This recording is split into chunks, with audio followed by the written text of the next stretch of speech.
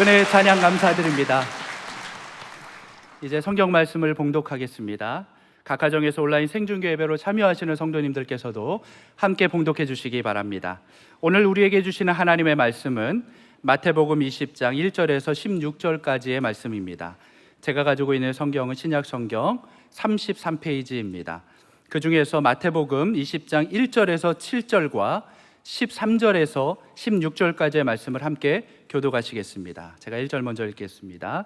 천국은 마치 품꾼을 얻어 포도원에 들여보내려고 이른 아침에 나간 집 주인과 같으니 그가 하루 한 데나리온씩 품꾼들과 약속하여 포도원에 들여보내고 또 제3시에 나가보니 장터에 놀고 서 있는 사람들이 또 있는지라 그들에게 이르되 너희도 포도원에 들어가라 내가 너희에게 상당하게 주리라 하니 그들이 가고 제6시와 제9시에 또 나가 그와 같이 하고 제11시에도 나가보니 서 있는 사람들이 또 있는지라 이르되 너희는 어찌하여 종일토록 놀고 여기 서 있느냐 이르되 우리를 품꾼으로 쓰는 이가 없음이니이다 이르되 너희도 포도원에 들어가라 하니라. 13절 제가 먼저 읽겠습니다. 주인이 그 중에 한 사람에게 대답하여 이르되 친구여 내가 내게 잘못한 것이 없노라 내가 나와 한 데나리온의 약속을 하지 아니하였느냐 내 것이나 가지고 가라 나중 온 이 사람에게 너와 같이 주는 것이 내 뜻이니라 내 것을 가지고 내 뜻대로 할 것이 아니냐 내가 선함으로 내가 악하게 보느냐 이와 같이 나중 된 자로서 먼저 되고 먼저 된 자로서 나중 되리라. 아멘. 어김없이 봄의 계절이 돌아왔습니다. 봄비도 내리고 있습니다. 계절이 바뀌면 많은 분들이 이제 청소를 하는데 오늘 이 말씀이 성령의 역사를 통하여 우리의 마음의 창문에 참 찌들어 있는 모든 먼지들을 털어내기를 바랍니다. 우리 마음의 청소가 되는 말씀의 능력이 임했으면 좋겠습니다. 자, 오늘은 비유 오늘 17번째 박수 쳐주는 인생. 제목이 조금 독특합니다. 예수님께서 오늘 20장 1절에 천국은 마치 포도원의 품꾼을 구하는 주인과 같다. 여러분, 우리는 이 땅에 살아가지만 우리는 하나님 나라 백성인 것이에요. 예수 믿고 구원받은 순간 하나님의 백성이 되었을 때는 이 어떤 세상의 논리를 뛰어넘는 하나님의 법칙을 갖고 살아야 영적으로 성공할 수 있는 것이에요. 그래서 이 하나님 나라의 큰 원리가 뭔가? 오늘 이 내용은 좀 일반 사람들이 생각하는 입장에서 볼 때는 조금 우리의 생각을 뛰어넘는 좀 도전적이고도 어떤 경우는 약간 충격도 되는 그런 본문이라고 말할 수가 있습니다. 오늘 본문은 크게 세 가지 장면으로 우리에게 말씀하고 있어요. 첫째는 1절부터 7절까지인데 포도원 주인이 오전 6시부터 오후 5시까지 11시간 동안 요즘으로 말하면 인력시장에서 사람들을 이렇게 픽업하는 거예요. 일할 일꾼들을 뽑는데 몇 번에 걸쳐서 뽑느냐 하면 이른 아침 오전 6시입니다. 그리고 제3시는 오전 9시입니다. 그 다음에 제6시는 낮 12시고 그 다음에 제9시는 오후 3시고 그 다음에 제11시는 오후 5시고 이제 복잡하니까 제가 우리 시간으로 다 통일을 하겠습니다. 5번에 걸쳐서 오전 6시, 9시, 12시, 3시, 그 다음 5시 5번에 걸쳐서 사람들을 이렇게 뽑는 거예요. 유대인의 이 일하는 시간은 지금 우리 8시간, 9시간 이렇게 합니다만은 유대인들은 하루 일하는 시간이 12시간이었어요. 그러니까 오전 6시에 부름받은 사람은 몇 시간 일했습니까? 12시간 일했고 오후 5시에 뽑힌 사람은 몇 시간 일했습니까? Just 1 hour, 1시간 일했습니다. 1시간. 자, 이게 제1장면. 제2장면은, 둘째 장면은 8절부터 10절까지인데, 해가 저물어서 이제 노동시간이 다 끝났을 때 포도원 주인이 고용된 품꾼들에게 1시간 일한 사람부터 품삯을 지불했는데, 희한하게도 1시간 일한 사람하고 그 다음에 아침 6시에 와가지고 12시간 일한 사람하고 똑같이 한 데나리온, 요즘으로 말하면 하루 일당 하면 한 10만 원 이렇게 준 거예요. 자, 이제 세 번째 장면이 뭐냐? 11절부터 15절까지인데, 처음부터 일한 사람은 나중에 1시간이라고 한 데나리온 받는 걸 보면서 자기가 더 많은 일당을 받을 거라고 생각했는데, 현실은 그렇지 않았고 아주 본인의 생각에 불공평해 보였습니다. 그래서 주인 찾아와가지고, 왜 1시간밖에 일하지 않는 사람에게 한 데나리온을 주는데 나는 왜 이렇게 일하는데도 똑같이 주느냐?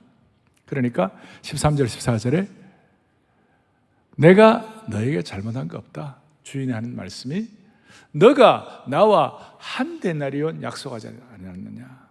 오늘 하루 일하면 내가 한 데나리온 준다 그랬으니 그대로 했으니까 14절, 너 것이나 가지고 가라. 나중은 이 사람에게 너와 같이 똑같이 주는 건 그건 내 마음이니까. None of your business. 신경 쓰지 말고 그 항의를 일축을 했습니다. 자, 이게 이 말씀이, 이 비유가 오늘 이 시대를 살아가는 저와 여러분에게 이것이 어떤 식으로 들려야 되고 어떤 식으로 접목을 해야 합니까? 그래서 첫 번째 생각할 것은 이것입니다. 나는 몇 시에 부름받은 사람인가? 저와 여러분은 몇 시에 부름받은 사람인가? 여러분 몇 시에 부름받았나요? 오전 6시, 아니면 9시, 12시, 3시, 5시? 여기에 대한 해석들이 있지만 일단 제가 기본적인 걸 말씀드리겠어요. 오전 6시에 부름받았다는 것은 유아기, 소년기에 부름받은 사람이에요. 소위 모태신앙 얘기 다 들어가겠죠? 일찍 부르심을 받은 사람은 한 생애 동안 주님을 섬길 수 있는 특권을 갖고 있고 주님과 아침 식사를 같이 하는 특권을 받았어요. 두 번째는 9시에 부름받은, 제3시 9시에 부름받은 사람인데, 이 사람들은 대학 청년기에 부름받은 사람들이에요. 하루에 4분의 1이 지나고 예수님과 이른 아침 식사를 같이 하는 복된 시간과 환희를 놓친 아쉬움은 있지만 청년기에 힘과 열정으로 주님을 섬길 수 있는 것이, 이 청년기에 부름받은 사람은 이것저것 살필 겨를 없이 보배로운 화물을 내 인생의 배의 갑판에 신고 곧장 믿음의 항구로 지켜가는 은혜를 받았어요. 12시에 부름받은 사람, 이제 40대 중년기에 부름받은 사람이에요. 아주 늦진 않았어요. 중년에 있다 할지라도 영광스러운 낮의 일을 감당할 수 있는 사람이에요. 아마도 사도 바울이 부르심 받을 때가 이때가 아니었나 이렇게 생각합니다. 오후 3시, 소위 제9시, 오후 3시, 이 60대 인생의 장년기에서 노년기를 향할 때 부름받은 사람들이에요. 예수님 없는 60년을 보낸 서글픔이 있긴 하지만 태양은 아직 산 너머로 떨어지지 않을 때 부름받았습니다. 아직 천국문이 닫히기 전에, 문 닫히기 전에 소리를 들을 수 있는 때입니다. 이제 오후 5시 11시인데 인생의 모든 일이 끝나는 시기에 부름받은 사람들입니다. 머지않아 인생의 세계가 멈출 때에 부름받은 것입니다. 인생의 해가 지고 어쩌면 죽음을 바로 앞둔 시기라고 할 수 있습니다. 십자가의 강도가 여기에 포함될 것이다, 이렇게 해석해도 무리가 아닐 것입니다.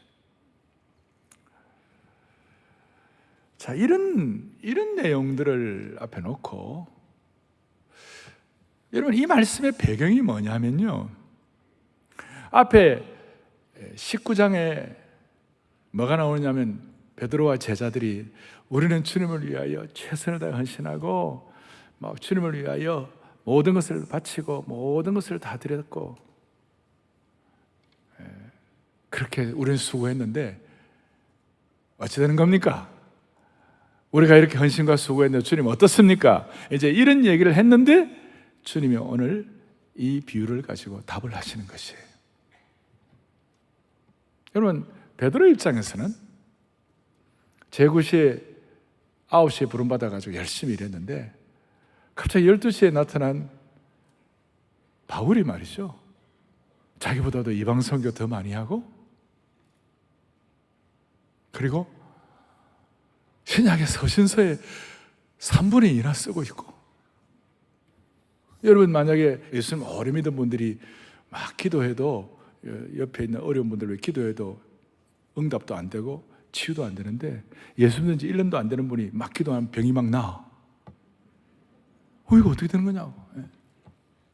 어떤 목사님은 죽으라 20년, 30년, 40년 사역을 해도 전혀 사역에 부흥이 없는데, 목회한 지 1년밖에 안 되는 사람이 와가지고 막 교회가 부흥한다 그랬을 때 할렐루야. 그게 참, 그거 어떨까? 그래서 먼저 우리가 생각할 것은 나는 몇 시에 부름받았나, 우리가 한번 점검하는 거고, 두 번째로는, 자, 오늘 이 말씀의 배경을 그만 말씀드렸죠? 베드로가 19장에 우리가 모든 것을 버리고 주님을 쫓았습니다. 27절에 모든 것을 버리고 주님을 쫓았습니다. 그러면서 우리가 뭘 얻을 수 있습니까? 어떤 상급이 우리에게 기다리고 있습니까? 하는 거기에 대한 답이 이거예요, 오늘. 그러면서 주님께서는 19장 마지막 절에도 먼저 된 자가 나중된 자, 나중된 자가 또 먼저 될 수 있다. 오늘 본문의 20장 16절 결론도 뭐냐? 이와 같이 나중된 자로서 먼저 되고 먼저 된 자가 나중되리라. 이게 이제 정리하는 것이에요. 그러니까 여기서 주님이 말씀하시는 이 소위 상급과 보상에 대한 질문을 하자 오늘 이 비유를 통하여 하나님의 나라는 이 세상에서 통용되는 공로의 원리가 아니라 은혜의 원리가 지배한다는 사실을 지금 강력하게 제시하고 있는 것이에요. 그래서 두 번째가 생각할 것이 공로주의냐 은혜주의냐. 그리고 다시 한번 하나님의 나라는 이 세상에서 통용되는 공로의 원리가 아니라 은혜의 원리가 지배한다는 것을 말씀하고 있는 것이에요. 그리고 이 비유에서 품꾼들을 고용하는 주인은 예수님을 나타내고 있다면 품꾼들은 베드로나 요한 같은 제자들, 오늘 우리들을 포함한다고 해도 무리가 아닌 해석입니다. 그리고 이 내용을 가지고 주님은 뭘 초점을 맞추시는가? 이 비유를 가지고 예수님께서 우리에게 경제를 가르치기 위하여 이 비유를 말씀하신 거 아니에요. 지난번에 청지기 비유는 우리에게 경제를 가르치는 거예요. 그리고 또 이 비유를 가지고 우리에게 나라를 어떻게 다스려야 하는가 그거 말씀하는 것도 아니고, 이 비유를 가지고 공정함에 대한 얘기하는 것도 아니고, 또 이 비유를 가지고 효율성이라든지 가성비 이런 거 있잖아요, 그거 말씀하는 거 아니에요. 오늘 이 비유의 핵심은 하나님 나라 전체의 컨셉, 천국은 마치 무엇과 같으냐, 하나님의 나라는 어떤 원리로 작동하는가, 하나님 나라의 일의 원리가 무엇일까. 그러니까 오늘 핵심은 하나님 나라의 작동 원리는 공로주의가 아니라 은혜주의이다. 아멘. 공로의식이 아니라 은혜의식이다. 오늘 품꾼이 삭스를 받는 것처럼 하나님 나라의 상급과 보상은 주권자인 하나님의 긍휼과 은혜에 달려있다. 이것은 구약시대에 출애굽할 때부터 광야 생활하는 이스라엘 백성들에게 너희들 다른 거 없다, 오늘 모세와 모든 광야 길을 갖는 백성들에게 하시는 말씀이 출애굽기 33장 19절에 뭐라고 얘기하시는가, 이런 내용을 말씀하고 계시는 거예요. 뭐라고 말씀하느냐, 나는 은혜 베풀 자에게 뭐예요? 은혜를 베풀고 긍휼히 여길 자에게 뭘 주시느니라? 긍휼을 주시느라. 그러니까 은혜와 긍휼에 대해서 광야 시대 때부터 계속 말씀하시는 이것이 뭐냐, 신구약 전체를 관통하는 하나님 나라의 질서가 원리가 뭐냐면 공로주의가 아니라 은혜주의요, 공로가 아니라 하나님의 은혜인 줄로 믿습니다. 그러니까 신구약 전체를 관통하는 것은 하나님의 은혜 사상이라는 것입니다. 다시 한번, 하나님 나라는 세상적인 공로의 원리가 아니라 하나님 나라적인 은혜의 원리가 작동한다. 그러니 오늘 본문에서 포도원 주인이 예수님이 불평하는 품꾼 그 제자들을 향하여 꾸짖으신 핵심 뭐냐, 하나님의 나라에서는 그 어떤 공로주의도 용납하면 안 되고 용납되지도 않는다. 아까 앞에 19장 27절 배경에 뭐예요? 아까 말씀한 대로 내가 다 주님을 위하여 모든 것을 버리고 따랐는데 그게 뭐가 있습니까? 그리고 그렇게 할 때에 29절에 또 내 이름을 위하여 집이나 형제나 자매나 부모나 전토를 벌인 자마다 여러 배를 받고 또 영생을 상속하느니라. 자, 이게 은혜를 주시는 거예요. 상급을 주시는 거예요. 그렇지만 너희가 먼저 된 자로서 나중되고 나중된 자로서 먼저 될 자가 많으니라. 이렇게 말씀하신 이유가 뭐예요? 제자들이 주님을 위하여 공로를 올려드리고 헌신하고 최선을 다한 것조차도 그것은 공로나 헌신에 대한 대가가 아니라 이것조차도 하나님의 주권적인 은혜의 선물이라는 것이에요. 그것이 그들이 그래 수고하고 애쓰고 너 잘했으니까 너 고생했으니까 그래 받아라 이게 아니고 그 대가조차도 보상조차도 하나님의 은혜 아래 들어간다 이것이에요. 자, 이것이 왜 이렇게 중요한가 하면 이 말씀을 여러분 들으면 나름 머리로는 이해가 되는데 마음으로는 불편한 분들이 많이 계세요. 예를 들어서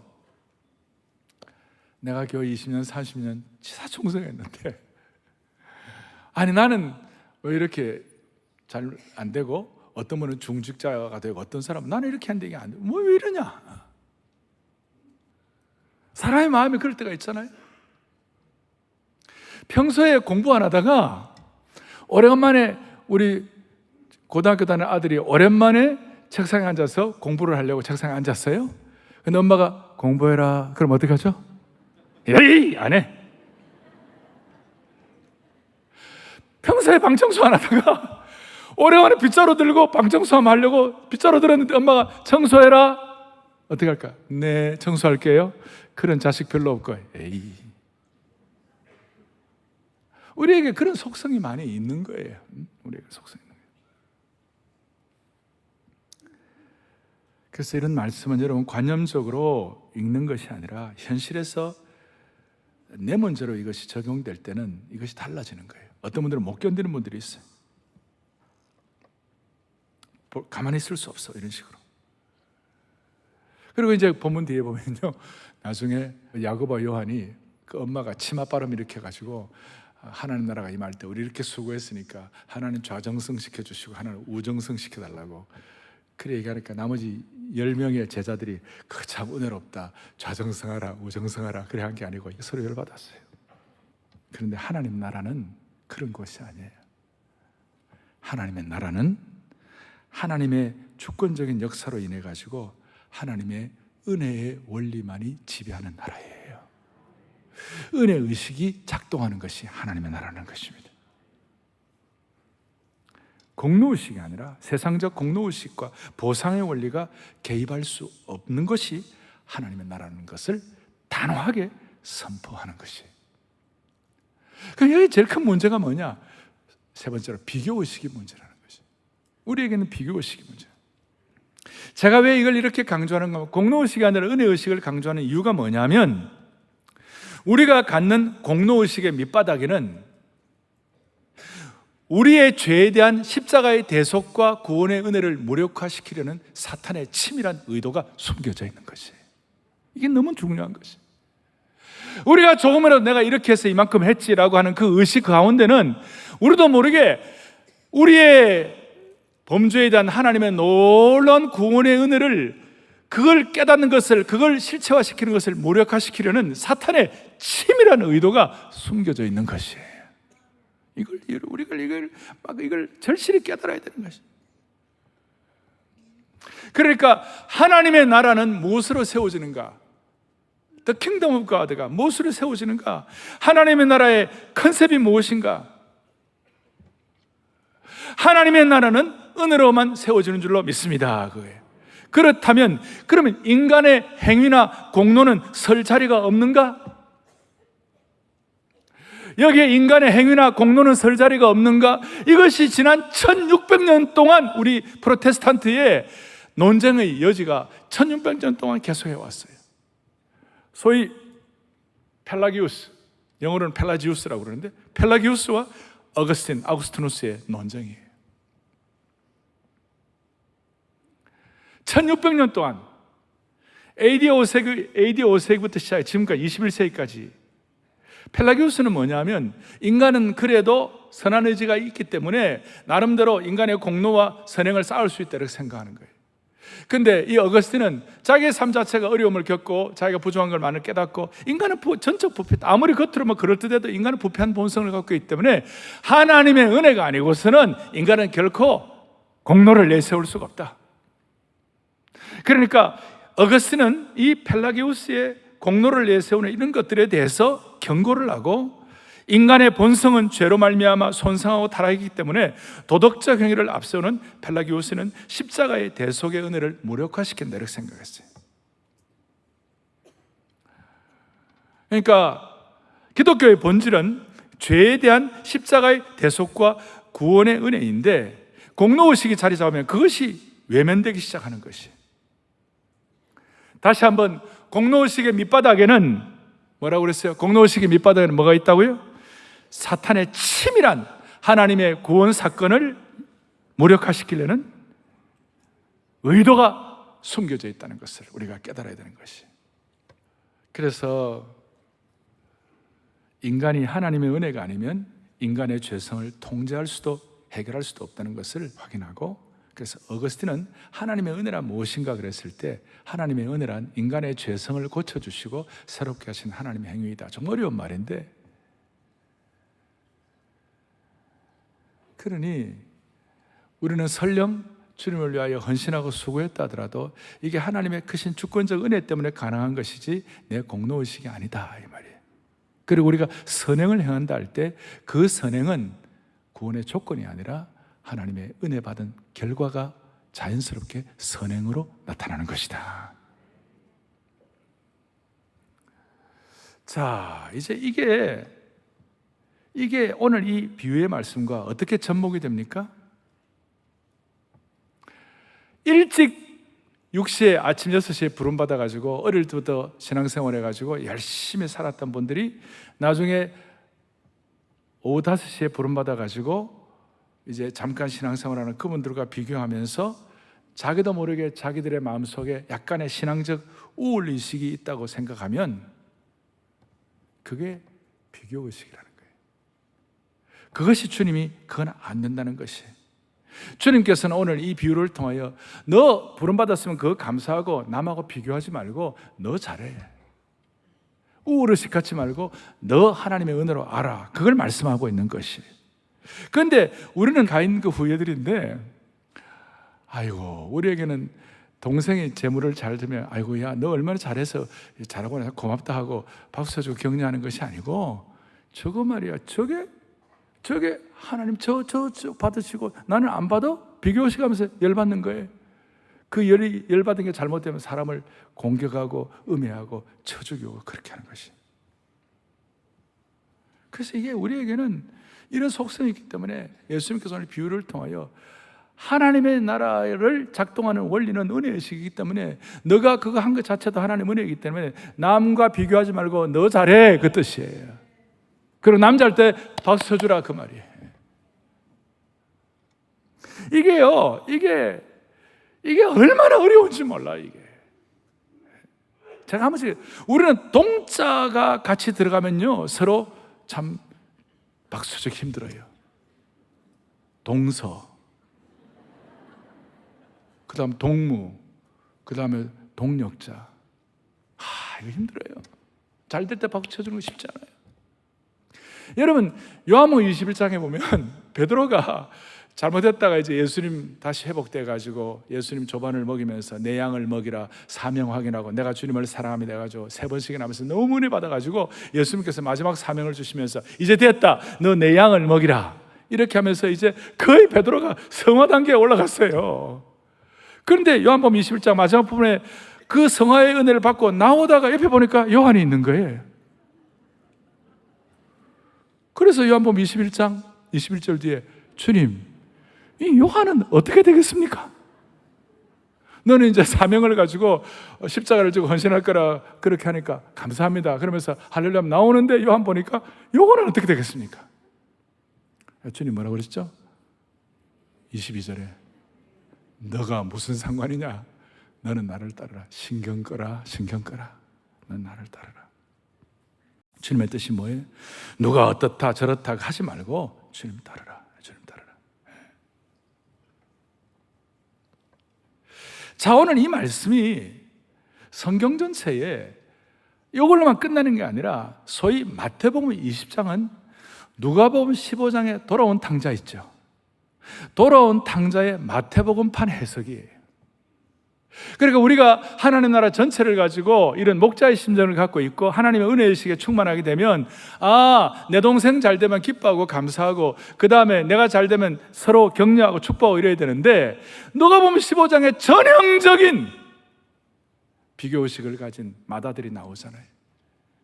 저 동생 나는 창교화도 뭐 하지 않았고 나 아버지 잘 섬겼는데 내가 보상받아야 당연한데, 그런데 그 마다들이 놓친 거는 그렇게까지 당연하게 나름대로 잘하게 된 것 자체도 하나님의 은혜라는 것이에요.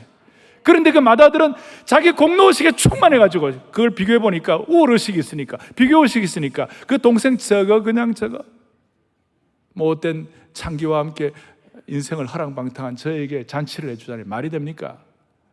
그런데 진짜 그 형이 이런 하나님의 은혜의식에 충만했다면 절마 죄송합니다. 저거 타구가 가가지고 얼마나 마음고생 많았을까? 얼마나 애를 많이 썼을까? 얼마나 수고를 했을까? 불쌍히 짝이 없는. 그런데 우리에게는 비교의식이 너무 충만한 거예요. 하나님은 모든 사람에게 한 데나리온을 주시는 것처럼 모든 사람에게 동일한 은혜를 주시는 것입니다. 물론 객관적으로 보면 그 사람이 하나님 쓰임받기 위하여 더 나은 은사나 더 나은 어떤 능력을 가진 사람이 있습니다만은, 그렇게 보일 수는 있지만 오늘 이 본문의 핵심은 비교하지 말고 남 잘 되는 거 박수 쳐주고 남 격려하고 살아라, 그 말이에요. 여기에 생명의 복음의 본질이 들어있고 여기에 어떻게 보면 좀 과격한 하나님의 은혜가 선명하게 포함되어 있는 것입니다.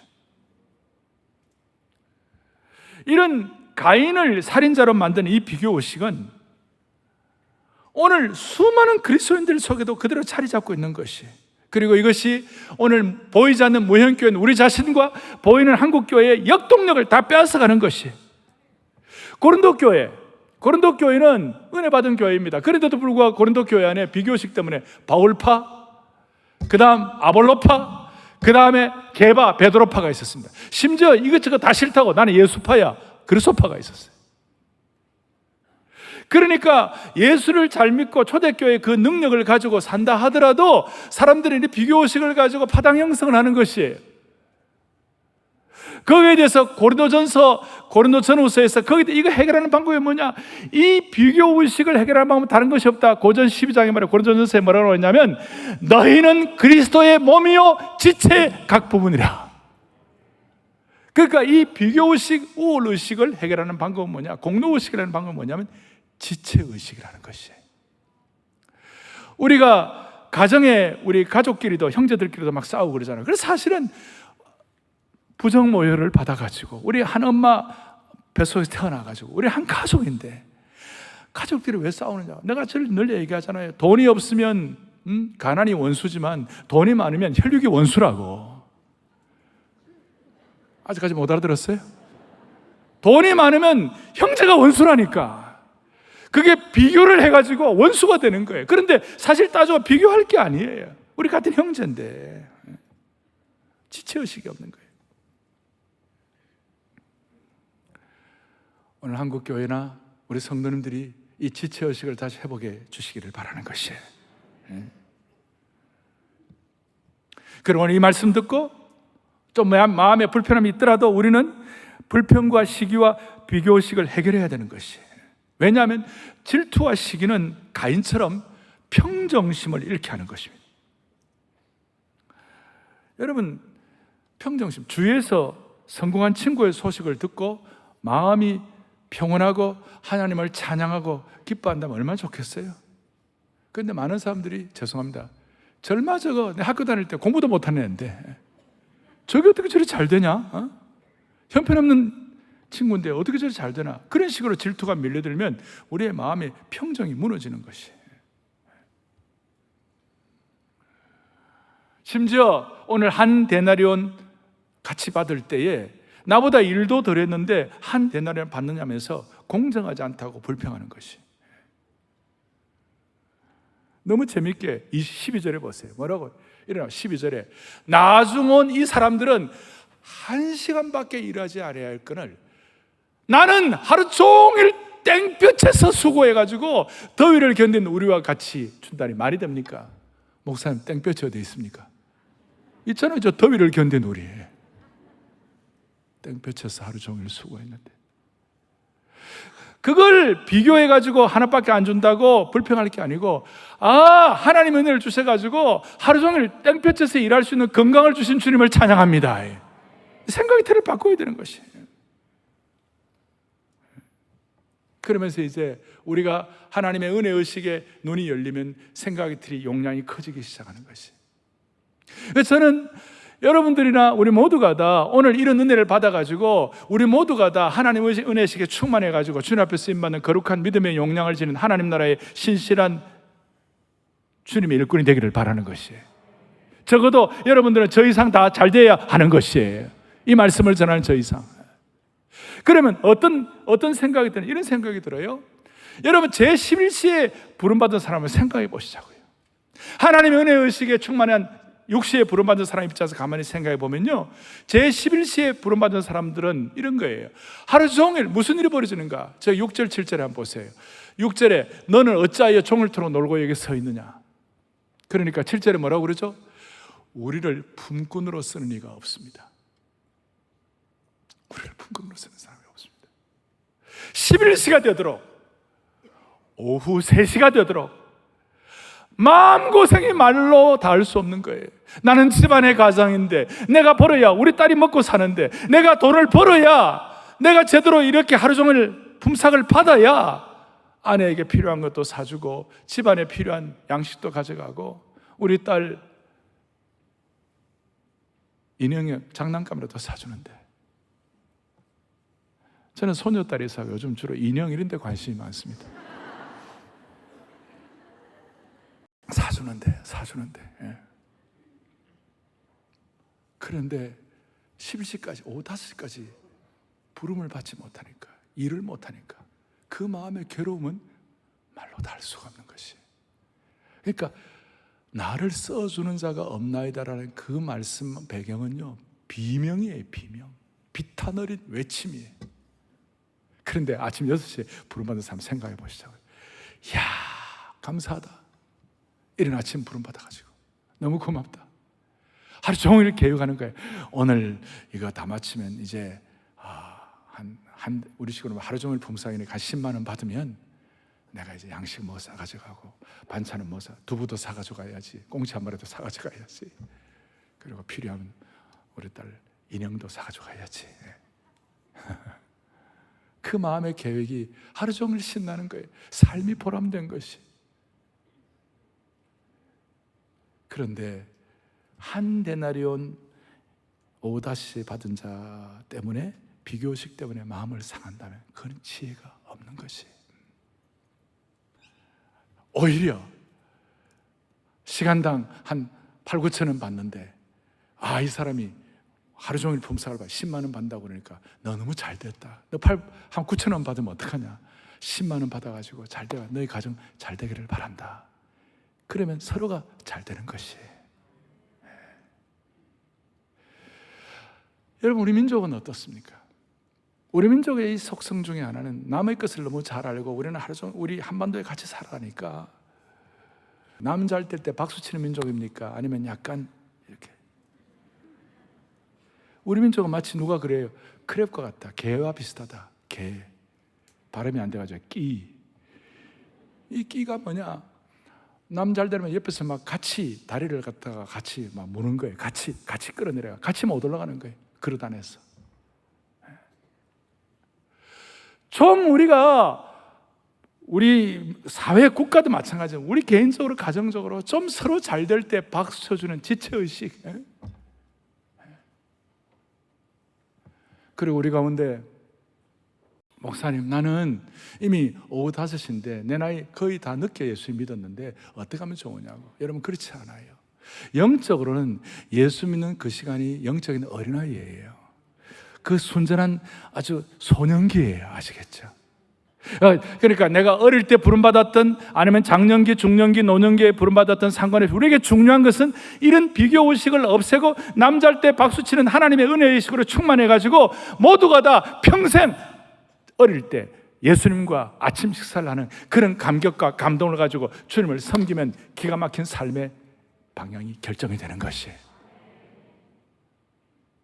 스폴저 목사님은 어릴 때 부름받아가지고 주님 섬기는 얼마나 귀한지, 어린 시절에 경건함을 가지고 주님을 섬기는 사람들은 아침 이슬이 풀잎에 맺혀 반짝이는 아름다움을 가진 축복받은 자들이다. 아멘. 이들은 새벽의 빛같이 홍조 띤 순전한 수줍음을 가진 자들이다. 정말 말로 다 표현할 수 없을 정도의 매력을 지니고 있고 그 신선함과 광채가 말로 다 할 수 없이 사랑스럽다.